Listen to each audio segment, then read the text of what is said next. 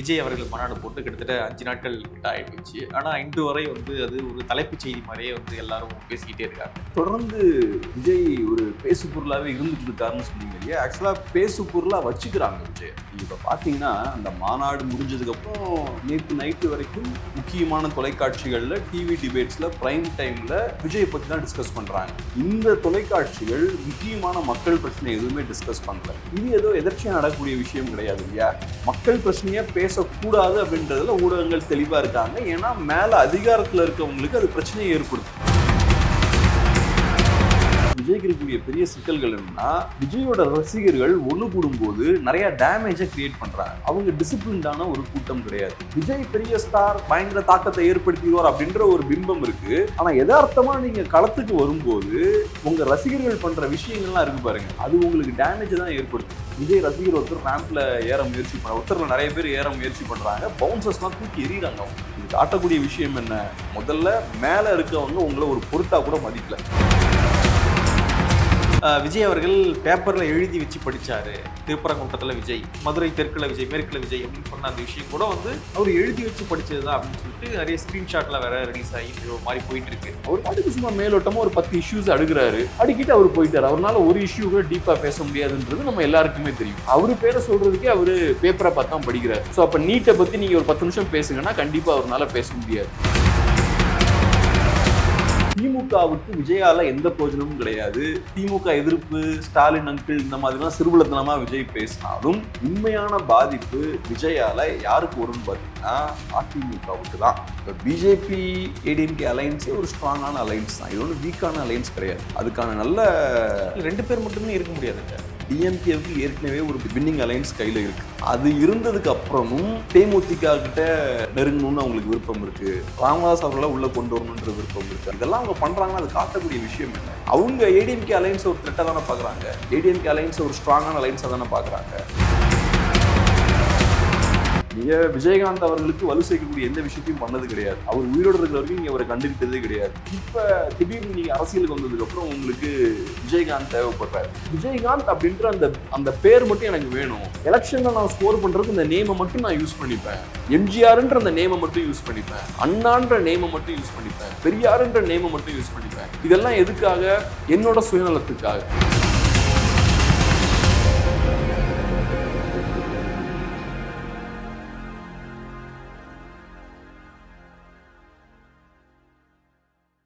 தமிழ் தடம் நேயர்களுக்கு வணக்கம். நம்மோடு உரையாட ஊடகவியலாளர் திரு கேப்ரியல் இணைந்திருக்காங்க. வாங்க பேசலாம். வணக்கம். வணக்கம். விஜய் அவர்கள் மாநாடு போட்டு கிட்டத்தட்ட 5 நாட்கள் கிட்ட ஆயிடுச்சு. ஆனா இன்று வரை அது ஒரு தலைப்புச் செய்தி மாதிரியே எல்லாரும் பேசிக்கிட்டே இருக்காங்க. விஜய் அவர்கள் பேப்பர்ல எழுதி வச்சு படிச்சாரு. அதாவது திருப்பரங்குன்றத்துல விஜய், இதுல மதுரை தெற்குல விஜய், மேற்குல விஜய் அப்படின்னு சொன்ன அந்த விஷயம் கூட அவர் எழுதி வச்சு படிச்சதுதான் அப்படின்னு சொல்லிட்டு நிறைய ஸ்கிரீன்ஷாட்ல வேற ரிலீஸ் ஆகி நிறைய மாதிரி போயிட்டு இருக்கு. ஸோ விஜய் அவர்களுடைய மாநாடு, அதன் பிறகு ஏற்பட்டிருக்கக்கூடிய வரவேற்பு அல்லது எதிர்ப்பு எப்படி இருக்குன்னு பாக்குறீங்க? முதல்ல பிரபு, வெல்கம் பேக். ஒரு 3 டேஸ் கழிச்சு வந்திருக்கீங்க. நன்றி. அப்புறம் நீங்க சொன்ன மாதிரி தொடர்ந்து விஜய் ஒரு பேசு பொருளாவே இருந்துட்டு இருக்காருன்னு சொன்னீங்க இல்லையா? ஆக்சுவலா பேசு பொருளா வச்சுக்கிறாங்க விஜய். நீங்க இப்ப பாத்தீங்கன்னா அந்த மாநாடு முடிஞ்சதுக்கு அப்புறம் நேத்து நைட்டு வரைக்கும் முக்கியமான தொலைக்காட்சிகள்ல டிவி டிபேட்ஸ்ல பிரைம் டைம்ல விஜய் பத்தி தான் டிஸ்கஸ் பண்றாங்க. விஜயோட ஓட் பர்சன்டேஜ் என்னவா இருக்கும், மாநாட்டுக்கு வந்த கூட்டம் ஓட்ஸா கன்வெர்ட் ஆகுமா, என்ன மாதிரியான தாக்கத்தை ஏற்படுத்தி இருக்கார், இந்த மாதிரியான விஷயங்களை டிஸ்கஸ் பண்ணிக்கிட்டே இருக்காங்க. இந்த தொலைக்காட்சிகள் முக்கியமான மக்கள் பிரச்சனை எதுவுமே டிஸ்கஸ் பண்ணல. விஜய் அவர்களோட மாநாடு என்ன மாதிரி தாக்கத்தை ஏற்படுத்த போகுது, இதை டிஸ்கஸ் பண்ணிட்டு இருக்காங்க. அப்படி ஒன்றும் மாநாட்டில் அவர் பெருசா எதுவும் பேசல. அந்த மாநாட்டில் பெரிய அரசியல் அவர் முன்வைக்கல. ரொம்ப தட்டையான பேசிக்கான ஒரு பொலிட்டிக்ஸை முன்வைக்கிறார். இன்ஃபேக்ட் இந்த மாதிரியான அரசியல் நம்ம தமிழ் சமூகத்துக்கு ரொம்ப மோசம் அப்படின்ற மாதிரி பார்க்க. பட் இதை உட்காந்து நம்ம ஆளுங்கள் ஒரு 3 நாளா டிஸ்கஸ் பண்ணிட்டு இருக்காங்க. இதை பார்க்கும்போது நமக்கே ஒரு மாதிரி என்ன நடந்துட்டு இருக்கு அப்படின்ற மாதிரி தோணுது. மக்கள் பிரச்சனையை பேச முடியல, ஆனா விஜய் அவர்களோட அரசியல் பத்தி இவ்வளவு நாள் பேசுறாங்க. அதுவும் சில பேர் பேசும்போது 2 ஆப்ஷன் தான். விஜய் ஒன்லோ அவரு சிஎம் ஆவார், இல்லைன்னா எதிர்கட்சி தலைவர் ஆவார் அப்படின்ற மாதிரி ஒரு முக்கியமான ஒரு ஆளுமை ஒருத்தர் பேசுறாரு. இதெல்லாம் கேட்கும்போது எப்படி இந்த மாதிரி பேசுறாங்க, அதுல ஃபேக்ட் இருக்கா இல்லையான்றதை தாண்டி நம்ம சொசைட்டில நமக்குன்னு ஒரு ரெஸ்பான்சிபிலிட்டி இருக்கு. அப்ப நம்ம பேசுற விஷயங்களை கேர்ஃபுல்லா பேசணும். விஜய் அவர்கள் சிஎம் ஆயிடுவாரா, இல்லாட்டி எதிர்க்கட்சி தலைவர் ஆவாரா, அதெல்லாம் விஷயம் கிடையாது. விஜய் அவர்களோட அரசியல் என்ன, அவரோட அரசியல் செயல்பாடு என்ன, மக்களுக்காக என்ன பண்ணிருக்காரு, அவருக்கு 40% ஓட்டு கூட இருக்கட்டுமே. ஆனா நீங்க எதுக்கு கண்மூடித்தனமா விஜயோட ஃபேன் கிளப் தலைவர் மாதிரி விஜய்க்கு பூஸ்டப் பண்ணிக்கிட்டே இருக்கீங்க? நீங்க கேட்க வேண்டிய கேள்விகள் இதுதானே. விஜய்க்கு எவ்வளவு வேணாலும் பெர்சன்டேஜ் ஓட்ஸ் இருந்துட்டு போட்டும். விஜய் என்ன பண்ணிட்டு இருக்காரு, இவ்வளவு நாளா விஜய் என்ன பண்ணாரு, விஜயோட அரசியல் என்னவா இருக்கு, இது தமிழ் மக்களுக்கு யூஸ்ஃபுல்லா இருக்குமா, இந்த மாதிரியான கேள்விகள் தான் முன்வைக்கணும். இந்த மாதிரியான கேள்விகள் நீங்க முன் வச்சீங்கன்னா விஜய் பெரிய ஒரு ஜீரோ. அவர்கிட்ட எந்த அரசியலும் கிடையாது, எந்த அரசியல் தெளிவும் கிடையாது. ஸோ பெரிய ஒரு பூஜ்ஜியம் தான். ஸோ இப்படிப்பட்ட ஒரு மனிதரை உட்கார்ந்து 4-5 பேர் டிவியில உட்கார்ந்துட்டு ஒவ்வொரு சேனல்லையும் ப்ரொமோட் பண்ணிட்டு இருக்காங்க. அட்டென்ஷன் கிடைக்கணும், பப்ளிக்கோட அட்டென்ஷன் கிடைக்கணும், எவ்வளவு முக்கியமான இஷ்யூஸ்லாம் இருக்கு. அதை தாண்டி இந்த மாதிரியான ஒரு பெரிய டைம் வேஸ்ட், மக்களோட டைம் உட்காந்து வேஸ்ட் பண்ணிட்டு இருக்காங்க. இது ஒண்ணு. ரெண்டாவது இன்னொரு முக்கியமான விஷயம் என்னன்னா, இப்ப நம்ம ஃபர்ஸ்டே பேசினது போல ஊடகங்கள் மக்கள் பிரச்சனைகளை பேச மாட்டேங்கிறாங்க. இது ஏதோ எதர்ச்சியா நடக்கக்கூடிய விஷயம் கிடையாது இல்லையா. மக்கள் பிரச்சனைய பேசக்கூடாது அப்படின்றதுல ஊடகங்கள் தெளிவா இருக்காங்க. ஏன்னா மேல அதிகாரத்துல இருக்கவங்களுக்கு அது பிரச்சனையை ஏற்படுத்தும். சோ அதனால அதிகாரத்துல இருக்கவங்களுக்கு பிரச்சனையை ஏற்படுத்தக்கூடாது அப்படின்றதுக்காக ஊடகங்கள் மக்கள் பிரச்சனையை பேச மாட்டேங்கிறாங்க. உதாரணத்துக்கு இப்ப தூய்மை பணியாளர்கள் 13 நாள் போராடுறாங்க. இந்த பசங்க எவனுமே அதை எடுத்து டிஸ்கஸ் பண்ணல. அந்த இஷ்யூ முடிஞ்சதுக்கு அப்புறம், போராட்டம் கலைக்கப்பட்டதுக்கு அப்புறம் எடுத்து டிஸ்கஸ் பண்றாங்க. அதுக்கப்புறம் கண்ணகி நகர்ல ஒரு தூய்மை பணியாளர் ஷாக் அடிச்சு இறந்து போயிட்டாங்க. இதெல்லாம் பேச மாட்டேங்கிறாங்க. சோ இதெல்லாம் பேச மாட்டேங்கிறாங்கன்னா ஆளும் வர்க்கத்துக்கு எந்த சிக்கலும் நம்ம ஏற்படுத்திடக்கூடாது, உண்மைகளை வெளியே கொண்டு வந்துடக்கூடாது அப்படின்றதுல ஊடகங்கள் ரொம்ப கவனமா இருக்காங்க. சோ இதே ஊடகங்கள் விஜயை பத்தி டிஸ்கஸ் பண்றாங்கன்னா எப்படி புரிஞ்சுக்கிறது? அப்ப சோ விஜய் பத்தி பேசுறதால ஆளும் வர்க்கத்துக்கு எந்த பிரச்சனையும் வராது. ஒண்ணு, அவங்களுக்கு லாபம் இருக்கு, அதனாலதான் தொடர்ச்சியா விஜய் அவங்க பேசிக்கிட்டே இருக்காங்க இல்லையா. அப்படிதான் நம்ம புரிஞ்சுக்கணும். சோ இஷ்யூஸை பேசினா அவனுக்கு பிரச்சனை வருது, இஷ்யூஸை பேசாம விஜய் மாதிரியான ஒரு நடிகரை வச்சு பேசிட்டு இருக்காங்க. அவர்கிட்ட எந்த அரசியலும் இல்லை. விஜய் 20% வாங்குறாரா, 30% வாங்குவாரா, திமுக ஓட்டை பிரிப்பாரா, அதிமுக ஓட்டை பிரிப்பாரா? ஏன் வெயிட் பண்ணு, ஒரு 6 மாசம் ஆனா தெரிய போகுது, 8 மாசம் ஆனா தெரிய போகுது. இப்ப உட்காந்து என்ன பெரிய கிழிச்சு சொல்லிட்டே இருக்கணுமா என்ன? இதை எவ்வளவு நாள் தான் பண்ணிட்டு இருப்பீங்க? இதே விஷயத்தை எவ்வளவு நாள் டிஸ்கஸ் பண்ணிட்டு இருப்பீங்க? சோ இந்த மாதிரியான ஒரு கண்டிஷன்ல இருக்காங்க. பட் இதுல நம்ம கிளியரா புரிஞ்சுக்க வேண்டிய விஷயம் என்னன்னா, யாரு ஊடகங்கள் இஷ்யூஸ் பேசாம யாரு ஸ்டாப் பண்றாங்களோ அதே குரூப் தான் ஊடகங்கள் விஜயை பத்தி பேசுறதுக்கு அலோவ் பண்றாங்க. அவங்களோட பெர்மிஷனோட தான் இந்த மாதிரி பேசிட்டு இருக்காங்க. ஸோ மேல பவர்ல இருக்கவங்களுக்கு விஜய் பத்தி பேசும்போது எந்த பாதிப்பும் வராது. அது ஒரு டைவர்ஷன் தான். இஷ்யூஸ் எல்லாம் பத்தி பேசாம விஜய் மாதிரியான ஒரு நடிகரை பத்தி பேசி பெரிய ஒரு டைவர்ஷனா தான் அது இருக்கும். ஸோ இதை நம்ம கிளியரா புரிஞ்சுக்கணும். இந்த கோமாளித்தனம் இன்னும் எவ்வளவு நாள் போகும்னு தெரியல. மாநாடு முடிஞ்சதுக்கு அப்புறம் நேத்து வரைக்கும் டிஸ்கஸ் பண்ணிட்டு இருக்காங்க. இன்னும் எவ்வளவு நாள் போகுதுன்னு வெயிட் பண்ணி பார்ப்போம். அது ஒரு பக்கம் இருக்க, ஊடகங்கள் டிஸ்கஸ் பண்றாங்க பண்ணல அப்படின்றது ஒரு பக்கம் இருக்கட்டும். கிரவுண்ட்ல நீங்க பார்த்த வரைக்கும் அது இம்பாக்ட் ஏற்படுத்தியிருக்கா, மக்களிடையே ஒரு பேசு பொருளா இருக்கா, ஒரு பாசிட்டிவ் டோன்ல இருக்கா இந்த மாநாடு, எப்படி பாக்குறீங்க? நான் பார்த்த அளவுல முதல் மாநாடு ஏற்படுத்தின இம்பாக்டை 2வது மாநாடு ஏற்படுத்தல. 2வது விஜய்க்கு இருக்கக்கூடிய பெரிய சிக்கல்கள் என்னன்னா, விஜயோட ரசிகர்கள் ஒண்ணு கூடும்போது நிறைய டேமேஜை கிரியேட் பண்றாங்க. அவங்க டிசிப்ளின்டான ஒரு கூட்டம் கிடையாது. அவங்க விஜயை பார்க்க வர கூட்டம். இப்போ உதாரணத்துக்கு விஜய் ரசிகர் ஒருத்தர் ரேம்ப்ல ஏற முயற்சி பண்ண, ஒருத்தர்ல நிறைய பேர் ஏற முயற்சி பண்றாங்க, பவுன்சர்ஸ் எல்லாம் தூக்கி எறிறாங்க அவங்களை. இது காட்டக்கூடிய விஷயம் என்ன? முதல்ல மேல இருக்கவங்க உங்களை ஒரு பொருட்டா கூட மதிக்கல. உங்களை ஒரு பொருட்டா கூட மதிக்காதனாலதான் அவங்களை தூக்கி குப்பை எறிகிற மாதிரி எறிகிறாங்க. 2வது, நீங்க ரேம்ப் மேல ஏற முயற்சி பண்றீங்கன்னா உங்களோட டார்கெட் விஜயை பார்க்கணும் அப்படின்றதுதான், வேற எதுவுமே கிடையாது. ஸோ இந்த விஷுவல்ஸ் எல்லாம் தமிழ்நாட்டு மக்கள் பாக்குறாங்க. விஜய் பெரிய ஸ்டார், பயங்கர தாக்கத்தை ஏற்படுத்திடுவார் அப்படின்ற ஒரு பிம்பம் இருக்கு. ஆனா யதார்த்தமா நீங்க களத்துக்கு வரும்போது உங்க ரசிகர்கள் பண்ற விஷயங்கள்லாம் இருக்கு பாருங்க, அது உங்களுக்கு டேமேஜ் தான் ஏற்படுத்தும். அங்க உட்கார்ந்து அங்க தரையில விரிச்சிருந்த மேட்டெல்லாம் பிச்சு கூரையா வச்சுக்கிறாங்க. அப்புறம் ரெஸ்ட் ரூம்ஸ் எல்லாம் பார்த்தோம்னா லேடிஸ் ரெஸ்ட் ரூம்ஸ் எல்லாம் யூஸ் பண்றாங்க. குடிக்கிறதுக்கு தண்ணி இல்லை அப்படின்ற போது, யூஸ் பண்றதுக்கு அங்க டாய்லெட்ஸ் தண்ணி இல்லைங்க போது குடிக்கிற தண்ணி அங்க யூஸ் பண்றாங்க. அங்க பக்கத்துல ஒரு மதுபான கடை இருக்கு, அங்க ஏகப்பட்ட கூட்டமா அங்க போறாங்க. அதுக்கப்புறம் பாட்டில்ஸ் ஃபுல்லா எல்லா இடத்துலயும் போடுறாங்க. அப்புறம் எப்பவுமே இருக்கிற பிரச்சனை, ஷேர்ஸ் ஃபுல்லா அடிச்சு காலி பண்றாங்க. ஆயிரக்கணக்கான ஷேர்ஸ் வீணாகுது. ஸோ இந்த விஷயங்கள்லாம் இப்ப தமிழ்நாட்டு மக்களுக்கு போய் சேருது. நீங்க கருத்தியல் ரீதியா எதுவும் பேசல. ஸோ உங்களோட கருத்துக்கள் பெருசா மக்கள்கிட்ட போய் சேர்றதுக்கு ஒண்ணுமே கிடையாது. ஆனா மக்கள்கிட்ட என்ன மாதிரியான விஷயங்கள் போய் சேருது? விஜயோட ரசிகர்கள் அது ஒரு ரசிகர் கூட்டம் தான். அவங்களுக்கு பெரிய அரசியல் புரிதல் கிடையாது, சமூக பொறுப்பும் கிடையாது, டிசிப்ளினும் கிடையாது. அதனாலதான் அந்த சேர்லாம் உடையுது, ஏகப்பட்ட பிரச்சனைகள் அங்க நடக்குது. நிறைய அந்த கம்பிகள் எல்லாம் ஃபுல்லா உழைச்சிட்டாங்க போல. அப்புறம் நிறைய கம்பிகள் காணுன்றாங்க, ஏகப்பட்ட திருட்டு நடந்திருக்குன்றாங்க, நிறைய பேர் அவங்களோட பர்ஸ் எல்லாம் தொலைச்சிருக்காங்கன்றாங்க. ஸோ இப்படி ஏகப்பட்ட பிரச்சனைகள் வெளில வருது.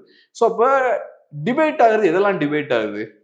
அவர் பேசின அரசியல் டிபேட் ஆகல. டிபேட் ஆகுறது எது டிபேட்ன்றதை விட நியூஸ் ஆகுறது எது நியூஸ் ஆகுதுன்னு பார்த்தோம்னா இந்த மாதிரியான விஷயங்கள் தான் நியூஸ் ஆகுது. ஸோ இதனால அவருக்கு லாபமா டேமேஜா? எனக்கு தெரிஞ்ச அளவுக்கு டேமேஜ் தான். நீங்க சத்தம் இல்லாம இருக்கிற வரைக்கும் உங்களுக்கு பிரச்சனை இல்லை, நீங்க வெளியே வந்தீங்கன்னா உங்களுக்கு பிரச்சனை தான். அப்புறம் விஜயுமே எக்ஸ்போஸ் ஆகுறாரு. விஜய் எந்த அளவுல எக்ஸ்போஸ் ஆகிறாருன்னா, ஃபர்ஸ்ட் மாநாட்டில் அவர் பேசும்போது ரைட்டு, நமக்கு விஜயோட கொள்கை கோட்பாடு இதெல்லாம் என்னன்னே தெரியாது, ஃப்ரெஷ்ஷாக வந்து நிறைய விஷயங்கள் பேசுறாரு. அது போக நிறைய இந்த கரண்ட் அஃபேர்ஸையும் நிறைய டச் பண்றாரு, பிரச்சனைகள்லாம் டச் பண்றாரு. இப்போ இந்த 2வது மாநாடுன்னு வரும்போது நீங்க கொள்கை கோட்பாடு அதெல்லாம் பேச முடியாது, ஏற்கனவே அதெல்லாம் பேசியாச்சு, எதிரி யாருன்னெல்லாம் ஃபிக்ஸ் பண்ணியாச்சு. இப்போ நீங்க கரண்ட் அஃபேர்ஸ் மட்டும் தான் பேச முடியும், இருக்கக்கூடிய பிரச்சனைகள் மட்டும் தான் பேச முடியும். அதை நீங்க மேலோட்டமா டச் பண்றீங்க. ஸோ விஜய் அவர்களோட ஸ்பீச்சுக்கு இருந்த எதிர்பார்ப்புமே கம்மி தான்.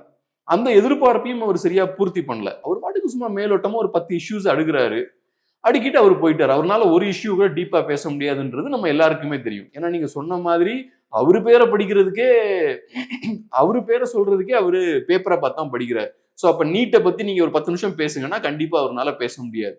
ஸோ ஒன்று, விஜய் அவர்களுக்கு பெருசா கான்ட்ரிபியூட் பண்றதுக்கு ஒன்றும் இல்லை, அது ஒன்று. 2வது, தொண்டர்கள் ஒவ்வொரு மீட்டிங்கும் நடக்கும்போது, ஒவ்வொரு மாநாடும் நடக்கும்போது அவங்க ஏகப்பட்ட பிரச்சனைகளை கிரியேட் பண்றாங்க. ஸோ அதனால அது நெகட்டிவ் இம்பாக்டை தான் கிரியேட் பண்ணுது. 3வதா இன்னொரு தடவை அவர் வெளில வந்தாருன்னா விஜய்க்கும் பேசுறதுக்கு ஒன்றும் இருக்காது, தொண்டர்கள் இன்னும் அதிகமா பிரச்சனையை பண்ணுவாங்க. இது எனக்கு தெரிஞ்சது டிவிகேவுக்கே நல்லது இல்லை. பொதுவாக ஒரு மாநாடு போட்டால் அந்த கட்சிக்கு நல்லது நடக்கும், அதனாலதான் மாநாடு போடுறது. நம்ம கட்சியோட ஸ்ட்ரென்த்தை காட்டுவோம், நம்ம கட்சியோட கொள்கைகள் 4 பேர்கிட்ட போய் சேரும். ஆனா இவங்க மாநாடு போட்டா இவங்களுக்கே பிரச்சனை வருது. இந்த மாதிரியான ஒரு மாநாடா இப்பதான் நான் ஃபர்ஸ்ட் டைமா பாக்குறேன் லைஃப்ல. ஓகே. இன்னொரு பக்கம் பார்த்தீங்கன்னா, இந்த மாநாட்டிலுமே வந்து எங்களுடைய கொள்கை எதிரி, அரசியல் எதிரி அப்படின்றத அவங்க தெளிவுபடுத்தியிருந்தாங்க. அங்கிள்னு சொல்லியிருந்தாரு, மோடியும் அங்கிள் அப்படின்னு வந்து சொல்லியிருந்தாரு. ஸோ அவங்க தெளிவுபடுத்தியிருந்தாங்க. இப்போ என்னுடைய பார்வை பார்க்கும்பொழுது என்ன ஏற்படுது அப்படின்னா, திமுகவுடைய அந்த பேஸ் ஓட்டு அப்படின்றது பாஜகவுடைய எதிர்ப்பு அப்படின்றதுனால ஒரு ஒரு கன்சாலிடேட் ஆகுது. சிறுபான்மை மக்கள் வந்து ஒன்று சேர்றாங்க, திமுகவுக்கு வாக்களிக்கிறாங்க. இப்போ விஜய் என்ன பண்றாரு, குறுக்க பூந்து நான் தான் பாஜக எதிர்க்க போறேன் அப்படின்னு சொல்லும் பொழுது திமுகவுடைய ஓட்டு செதற வாய்ப்பு இல்லையா? இப்போ நீங்க திமுகவுக்கு தான் வந்து ஃபேவர் பண்றாரு விஜய்ன்னு சொல்றீங்க, ஆனா திமுகவுக்கு டேமேஜ் ஏற்படுத்துறாரு விஜய் அப்படின்ற மாதிரி தானே இருக்குது.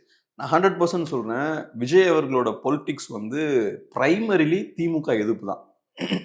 90% அது திமுக எதிர்ப்பு தான்.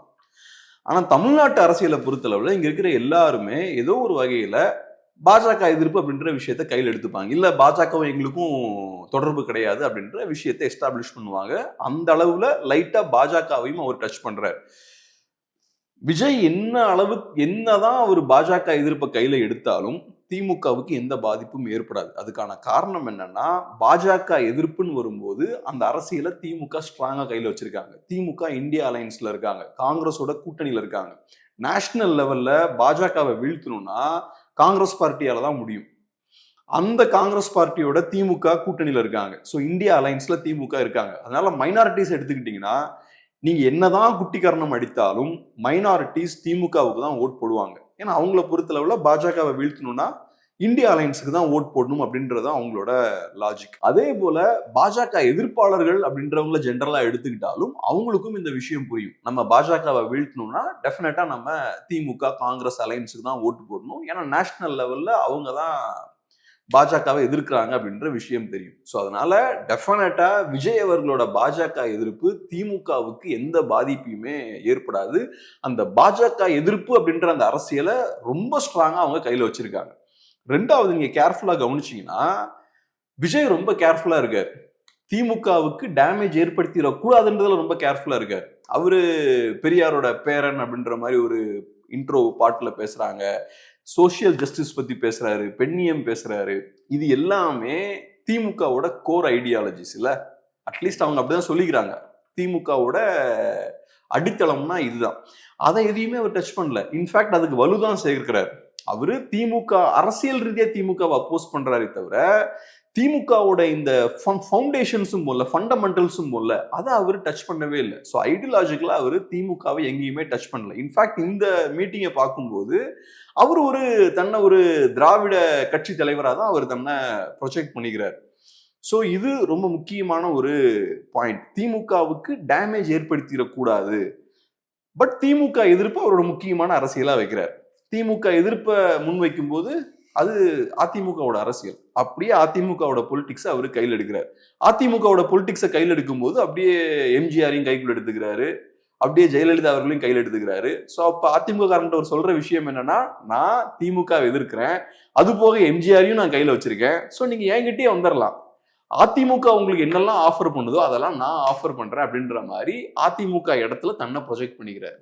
ஸோ அதனால இதனால 100% நான் சொல்றேன், அதிமுகவுக்கு தான் டேமேஜ். இன்ஃபேக்ட் அதுதான் பிளான் அப்படின்றதான் என்னோட புரிதல். நேத்தும் பார்க்குற டிவிலலாம் உட்காந்து பேசிட்டு இருக்காங்க, விஜய் அவர்களோட அரசியல் வருகையால திமுகவுக்கு லாபமா, அதிமுகவுக்கு லாபமா, இல்ல எல்லாருக்குமே அவர் டேமேஜ் ஏற்படுத்துவார், இப்படின்லாம் பேசிட்டு இருக்காங்க. இது ரொம்ப ரொம்ப சிம்பிளான பேசிக்கான விஷயம். அவரோட பொலிட்டிக்ஸ் என்ன? ஆன்டி டிஎம்கே பொலிட்டிக்ஸை இப்ப யாரு கையில வச்சிருக்கா? அதிமுக கையில வச்சிருக்காங்க. எப்படி ஆன்டி பிஜேபி பொலிட்டிக்ஸை டிஎம்கே கையில வச்சிருக்காங்களோ அதே மாதிரி ஆன்டி டிஎம்கே பொலிட்டிக்ஸ் அதிமுக தான் கையில வச்சிருக்காங்க. அந்த அரசியலை விஜய் கையில எடுத்தா அந்த அரசியல் மூலமா வரக்கூடிய லாபத்தை பிரிச்சுப்பாங்க இல்லையா? அதிமுக ஒரு சைட்ல பிரிச்சுப்பாங்க, இன்னொரு சைட்ல விஜய் பிரிச்சுப்பாரு. அப்ப யாருக்கு டேமேஜ் ஏற்படுது? ஆன்டி டிஎம்கே ஓட்ஸ் அங்க ஸ்பிளிட் ஆகுது. இது ரொம்ப ரொம்ப ரொம்ப காமனான பேசிக்கான விஷயம். இத புரிஞ்சுக்கிறதுல என்ன சிக்கல் இருக்கு? ஏன் இந்த விஷயத்தை 2 வருஷமா டிபேட் பண்ணிட்டு இருக்காங்க? விஜய் கட்சி ஆரம்பிச்சதுல இருந்து இன்னைக்கு வரைக்கும் இந்த விஷயம் டிபேட் பண்றாங்க. இதுக்கான தேவை என்னன்னே புரியல. இதுதான் பிரச்சனை. ஸோ அதனால திமுகவுக்கு விஜயால எந்த பிரயோஜனமும் கிடையாது. திமுக எதிர்ப்பு, ஸ்டாலின் அங்கிள் இந்த மாதிரிலாம் சிறுபுலத்தனமா விஜய் பேசினாலும் உண்மையான பாதிப்பு விஜயால யாருக்கு வரும்னு பாத்தீங்கன்னா அதிமுகவுக்கு தான். இப்ப அதிமுகவுக்கும் அந்த புரிதல் வர ஆரம்பிச்சிருச்சு. விஜய் அவங்க அட்டாக் பண்ணவும் ஆரம்பிச்சிருக்காங்க. இவ்வளவு நாளா சரி எப்படியாவது உள்ள கொண்டு வந்துடலாம் நினைச்சாங்க. நம்ம அதை டே 1ல இருந்து சொல்லிட்டு இருக்கோம், விஜய் கண்டிப்பா அதிமுகவோட போய் சேர மாட்டார். ஏன்னா அவர் ஸ்டார்டிங்ல இருந்து ரொம்ப கவனமா இருக்காரு. திமுகவுக்கு எந்த டேமேஜும் ஏற்படுத்திடக்கூடாதுன்றதுல ரொம்ப கவனமா இருக்காரு. ஸோ விஜய் அதிமுகவோட போய் சேர்ந்தாருன்னா அது பெரிய பாதிப்பை திமுகவுக்கு ஏற்படுத்தும். அதை அவர் கண்டிப்பா பண்ண மாட்டாருன்றதை நம்ம டே 1ல இருந்து சொன்னோம். இப்ப அதுவும் கிளியர் ஆயிருச்சு. ஸோ கிளியர் ஆனதுக்கு அப்புறம் இப்ப கடைசியா இப்ப அதிமுகவை பொறுத்தளவுல ரைட், நம்ம விஜய் அட்டாக் பண்ணலாம், பொலிட்டிக்கலா அவரை டீல் பண்ணுவோம் அப்படின்ற ஒரு இடத்துக்கு வந்திருக்காங்க. பிஜேபியும் இப்ப அதை பண்ண ஆரம்பிச்சிருக்காங்க. ஓகே. இன்னொரு பக்கம் மாநாடு தொடங்குவதற்கு முன்பாக மாநாடு அறிவிக்கப்பட்ட பிறகாக என்ன சொன்னாங்க அப்படின்னா, கிட்டத்தட்ட ஒரு 20 லட்சம் பேர் 30 லட்சம் பேர் கூடுவாங்க அப்படின்னு சொன்னாங்க. கூட்டினாங்களா? அவங்களுடைய கணிப்பு என்ன? எனக்கு தெரிஞ்சு நல்லா போனா 1.5 லட்சம் பேர் வந்திருப்பாங்க, 2 லட்சம் பேர் வந்திருப்பாங்க. யூஸ்வலா எப்பவுமே எல்லா கட்சிக்காரங்களுமே பண்றதுதான். ஒரு 10,000 பேர் வந்தா 1 லட்சம் பேர் வந்துட்டாங்கம்பாங்க. அதனால கட்சிக்காரங்க சொல்றதை நம்ம அப்படியே எடுத்துக்க முடியாது. விஜய் பெரிய ஒரு ஸ்டார், மேபி ஒரு 1.5 லட்சம் பேர் வந்திருக்கலாம். ஆனா இந்த 10 லட்சம் பேர், 20 லட்சம் பேர், 50 லட்சம் பேர்லாம் பேசிட்டு இருந்தாங்க. 50 லட்சம் பேர்னா ஏன்டா அது ஒரு 1/2 crore, சாதாரண விளையாட்டு கிடையாது. அவ்வளவு பேர் ஒரு இடத்துல அசம்பிளே பண்ண முடியாது. அந்த புரிதல் இல்லாம நிறைய பேர் இந்த மாதிரிலாம் சொல்லுவாங்க. பட் எனக்கு தெரிஞ்சு ஒரு 1.5 லட்சம் பேர் வந்தாலே பெரிய நம்பர் தான். 1.5 லட்சம் பேர் வந்திருப்பாங்க. ஆனா என்ன விஷயம்னா, நீங்க இந்த டிஸ்கஷன்ஸ்லேயே பேசும்போது நிறைய கூட்டம் வருது, இந்த கூட்டம் வாக்குகளா மாறுமா அப்படின்ற மாதிரி அவங்க பேசுறாங்க. பொலிட்டிக்கல் ஆங்கிள் இருந்து பார்க்கும்போது கூட்டத்தை விட அந்த கூட்டத்தோட கேரக்டர் என்னவா இருக்குன்றதான் முக்கியம், அவங்களோட குவாலிட்டி என்னவா இருக்குன்றதான் முக்கியம்.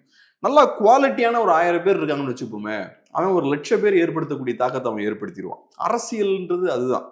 நல்ல பெரிய தலைவர்கள்கிட்டலாம் பெரிய கூட்டம்லாம் இல்லை, இந்த மாதிரிலாம் முரட்டு கூட்டம்லாம் இல்லை. ஆனா அவங்க கிட்ட நல்லா குவாலிட்டியான கேடஸ் இருந்தாங்க, நல்ல அரசியல் மயப்பட்ட சித்தாந்தம் கொள்கைகளை புரிஞ்சுக்கிட்ட நல்ல கேடஸ் அவங்க கிட்ட இருந்தாங்க. ஸோ அந்த வகையில தலைவர்கள் ஒரு விஷயத்த பண்ணணும்னு நினைக்கிறாங்கன்னா இந்த கேடஸை வச்சு பண்ண முடியும். விஜய் வச்சு நீங்க பண்ண முடியுமா? விஜய் இல்ல அரசியல் ரீதியா நம்ம இதை செய்யணும் அப்படின்னு அவர் சொல்றாருன்னு வச்சுப்போமே, விஜய் சொல்றதை செய்யறதை விட விஜயை போய் நம்ம எப்படி பிடிக்கலாம், விஜய் கிட்ட போய் நம்ம எப்படி செல்ஃபி எடுக்கலாம், அதான் இவங்க யோசிப்பாங்க. ஸோ இந்த தொண்டர்களை பொறுத்தளவுல இவங்கனால ஆக்டிவ் பொலிட்டிக்ஸ்ல இன்வால்வே ஆக முடியாது. இவங்க பொலிட்டிக்கல் கேடஸே கிடையாது. யோசிச்சு பாருங்க, பவுன்சர்ஸ்மா குப்பையை தூக்கி எறிகிற மாதிரி அவங்க தூக்கி எறிகிறாங்க. ஒரு செல்ஃப் ரெஸ்பெக்ட் இருக்கக்கூடிய ஒரு இண்டிவிஜுவல் அதை அலோவ் பண்ணுவானா? எனக்குன்னு ஒரு மரியாதை இருக்குன்னா நான் அந்த மாதிரி என்ன ஒருத்தன் ட்ரீட் பண்ண நான் அலோவ் பண்ணுவேனா? அது கூட உங்களுக்கு புரிய மாட்டேங்குது. எனக்கு என்னோட லைஃபோட ஒரே கொள்கை விஜயை போய் பார்த்துடணும் க்ளோஸ் அப்ல, அவர் டச் பண்ணிடணும், அவ்வளவுதான். என்ன ஒருத்தன் குப்பை மாதிரி நடத்தினா கூட எனக்கு கவலை கிடையாது. எனக்கு என்னோட செல்ஃப் ரெஸ்பெக்ட் அடி வாங்கினா கூட எனக்கு கவலை கிடையாது. நான் விஜய்க்காக நான் இந்த தியாகத்தை பண்ணுவேன் அப்படின்ற மாதிரி இருக்காங்க. இவங்களை வச்சு நீங்க என்ன அரசியல் பண்ண போறீங்க? பாவமா இருக்கு அவங்கள பார்த்தா. மீட்டிங் நடக்கிறதுக்கு ஒரு நாளைக்கு முன்னாடியே கூட்டமா அங்க வந்து வெயில்ல வந்து காத்திருக்காங்க. கேட்டா ரேம்ப் பக்கத்துல போய் சேர்ஸ் எல்லாம் பிடிக்கணும் போல, இடம் பிடிக்கணும் போல, அப்பதான் விஜய் வந்தா அவர்கிட்ட ஏதோ போக முடியுன்றதுக்காக. ஸோ அந்த அவர்கிட்ட போகணும் அப்படின்றதுக்காக ஒரு நாளைக்கு முன்னாடியே அங்க வெயிட்டிங்ல இருக்காங்க. இவங்களை நீங்க என்னன்னு புரிஞ்சுப்பீங்க இவங்கள? ஸோ அவங்களுக்கு எந்த பொலிட்டிக்ஸும் கிடையாது. எந்த பொலிட்டிக்ஸும் இல்லாதவங்கள பொலிட்டிக்ஸுக்கு நீங்க யூஸ் பண்ணவே முடியாது. அரசியலே தெரியாதவங்க அரசியலுக்கு நீங்க எப்படி யூஸ் பண்ணுவீங்க? ஸோ அதுக்கான ஆட்கள் இவங்க கிடையாது. அரசியல் எப்படி ஃபங்க்ஷன் ஆகும்னா, சில நேரங்கள்ல பயங்கரமான வாய்ப்புகள்லாம் ஏற்படும் பொலிட்டிக்ஸ்ல. அந்த மாதிரி வாய்ப்புகள் ஏற்படும் போது நல்ல தலைவர்கள், நல்ல விஷன் இருக்கக்கூடிய லீடர்ஸ், கரெக்டான தொண்டர்கள் கையில இருக்கும்போது பெரிய மேஜிக்லாம் பண்ணுவாங்க. கரெக்டான நேரத்துல கரெக்டான தலைவர் கரெக்டான தொண்டர்களை வச்சு மேஜிக் பண்ணுவான். அதுதான் அரசியல்.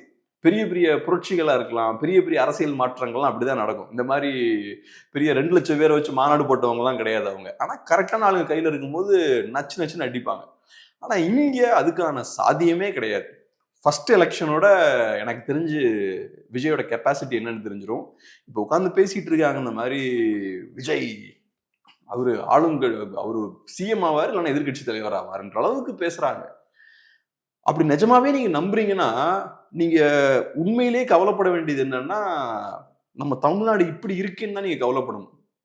இப்படி அரசியலே இல்லாத ஒருத்தன் அரசியலுக்கு வந்து 40% வாங்குறான்னா தமிழ்நாடு எங்க போயிட்டு இருக்குன்றதை நினைச்சு நீங்க வருத்தப்படணும். நீங்க அதை தான் பத்தி பேசணும். அதை விட்டுட்டு விஜய் அவர்களோட ரசிகர் மாதிரி ஆமா அவர் அப்படியே வந்தோடனே சிஎம் ஆயிடுவாராம், அவர் அப்படியே எதிர்கட்சி தலைவர் ஆயிடுவாராம்.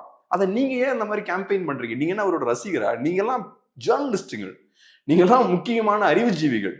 நீங்க அறிவுஜீவி மாதிரி செயல்படணும். அப்ப நீங்க சொல்லணும், நிஜமாவே எனக்கு தெரிஞ்ச 30% ஓட்டு இருக்கான்னு தெரியலங்க. அப்படி இருந்ததுன்னா தமிழ்நாட்டை எவனாலையும் காப்பாற்ற முடியாது. இந்த மக்களுக்கு புரிதல் ஏற்படுத்த வேண்டிய அந்த கடமை நமக்கு இருக்கு. அந்த மாதிரி இருக்கக்கூடாது. ரசிகர்களா நம்ம நடிகர்கள் பண்ணி ஓடக்கூடாது. இதை நம்ம மாத்தணும் அப்படின்னு அவங்க பேசணும். அதை விட்டுட்டு ஃபேன்ஸ் மாதிரி பேசிட்டு இருக்காங்க, ஃபேன் பாய்ஸ் மாதிரி பேசிட்டு இருக்காங்க. லைவ் டிவியில முக்கியமான சேனல்ஸ்ல தங்களை அறிவுஜீவிகள்னு அறிவிச்சுக்கிட்டு இந்த மாதிரி கோமாளித்தனமா பேசிட்டு இருக்காங்க. இப்போ மாநாடு முடிஞ்ச பிறகாக ஃபுல்லா ஆக்டிவ் பாலிடிக்ஸ்ல ஈடுபடுவேன் அப்படின்னு விஜய் சொல்லியிருந்தாரு.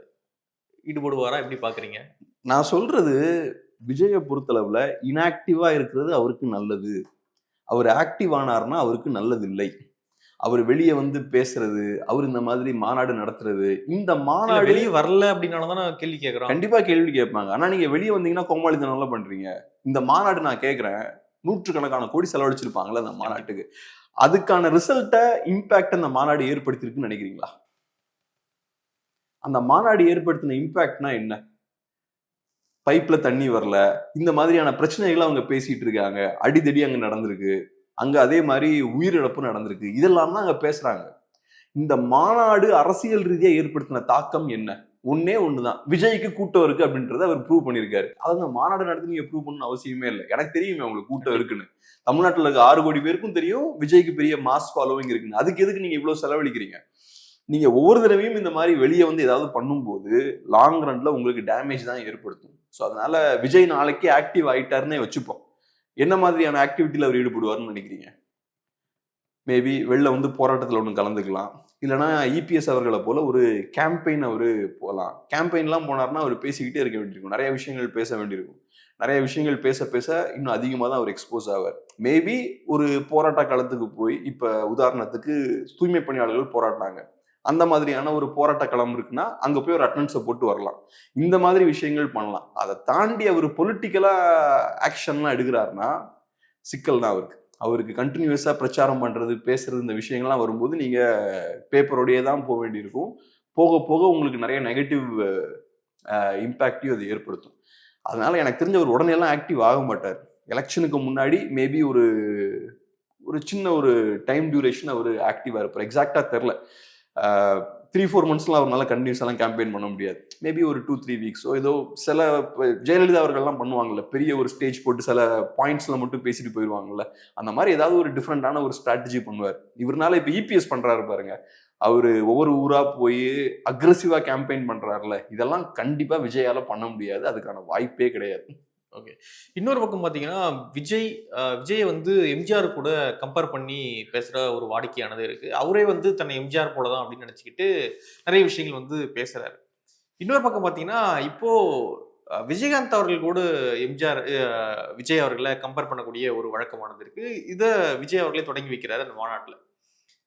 என்னுடைய அண்ணன் பிறந்த ஊர் மதுரை. இந்த மதுரையில வந்து இந்த மாதிரி நடக்கிறது பெருமை அப்படின்னா விஜயகாந்தோட ஒப்பிட்டு நிறைய விஷயங்கள் பேசுறாரு. இதை வந்து தேமுதிக ரசிக்கல. பிரேமலதா விஜயகாந்த் வந்து ரசிக்காம அதை வந்து எதிர்க்கிறாங்க. இன்னொரு பக்கம் சீமான் அவர்களுமே வந்து அதை எதிர்க்கிறாரு. விஜயகாந்த் அவர்கள் ஆக்டிவா இருந்தபொழுது அவருக்கு துணை நின்றுக்கலாம், நீங்க அவங்க கட்சிக்கு என்ன ஹெல்ப் பண்ணீங்களா, அவங்களுக்கு எதனா நின்னீங்களா, கூட போய் நின்னீங்களா? அப்படி நிக்காத பொழுது இன்னைக்கு அவங்களுடைய அந்த இமேஜ் மட்டும் நீங்க திருட முயற்சி பண்றீங்களே அப்படின்ற மாதிரி சீமான் அவர்கள் பேசுறாரு. இதை பிரேமலதா விஜயகாந்த் வழிமொழிறாங்க. ஆமா, நீங்க வந்து விஜயகாந்த் பேரை வந்து ஏன் யூஸ் பண்றீங்க அப்படின்றது பிரேமலதா வைக்கக்கூடிய விஷயமாக இருக்கு. சோ விஜயகாந்தோடு விஜயை கம்பேர் பண்றது எப்படி பாக்குறீங்க? அதான் இப்ப நீங்க ஒரு விஷயம் சொன்னீங்கல்ல, இந்த மாதிரி இப்போ ஒரு ட்ரெண்ட் போயிட்டு இருக்கு, விஜயகாந்த் அவர்களை விஜயோட கம்பேர் பண்றாங்கன்னு. அடுத்து நம்ம கேட்க வேண்டிய கேள்வி, யார் கம்பேர் பண்றாங்க?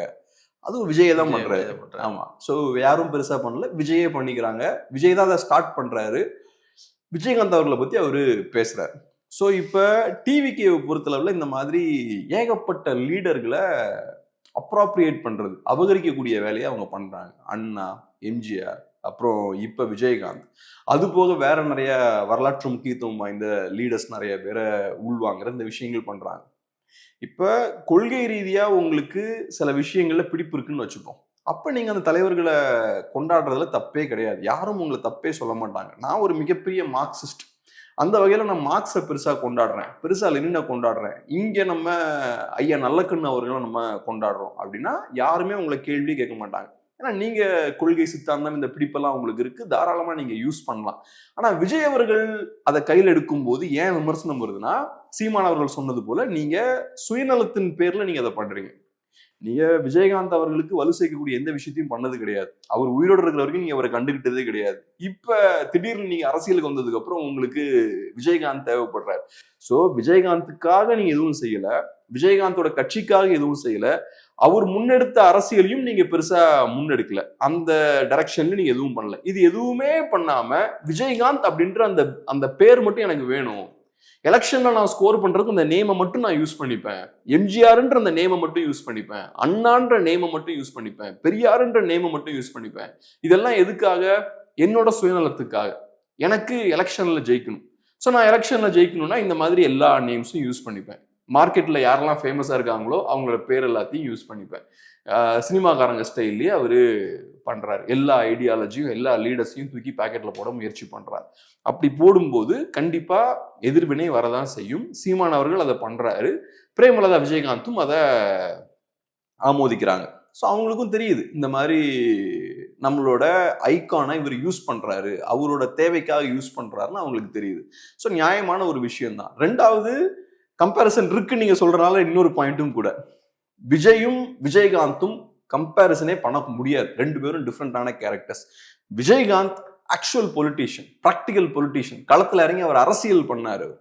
விஜய் அளவுக்கு அவர் ஃபேமஸ் கிடையாது, பட் இருந்தாலும் ப்ராப்பரான ஒரு கட்சியை அவர் உருவாக்குனார். அவர் அரசியலுக்கு வர்றதுக்கு முன்னாடியே அவரு அரசியலுக்கான வேலைகள் அவர் பண்ணார். ரெண்டாவது, அவர் மக்களுக்கான ஆள் தான். சினிமால இருக்கும் போதே கூட அவர் அங்க இருந்த மக்களுக்கான ஒரு ஆளா தான் இருந்தார்.